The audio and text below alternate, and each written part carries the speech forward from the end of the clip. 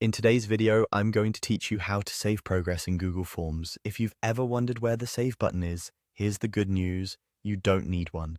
Google Forms automatically saves your work while you edit, so the moment you start making changes, your progress is kept safely in your Google Drive. Start by opening your form in the editor. As soon as you're in, begin editing just like you normally would. Change the form title and description, add or remove questions, tweak multiple choice options, and adjust settings. Every keystroke and adjustment is saved in real time. You'll often see a small status message near the top indicating that your changes are saved. If you notice it briefly say, "Saving," that simply means it's syncing. Give it a second, and it will switch back to confirm everything is stored. There's nothing special you need to click before closing the tab. Because of autosave, you can step away at any time.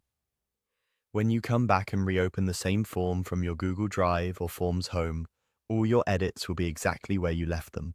That means no more lost work and no more version confusion from downloading or re-uploading files. A couple of helpful tips make this even smoother. First, keep a stable internet connection while you edit. Autosave depends on being online, so if your connection drops, you might see a saving indicator hang or a brief warning. Let the connection recover before closing the tab to ensure everything finishes syncing. Second, make changes thoughtfully and pause for a moment after big edits, like rearranging lots of questions, so the autosave can complete before you navigate away.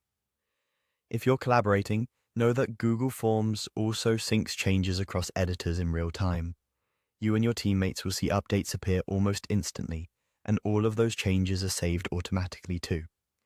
Now, what if you're filling out a form rather than creating one?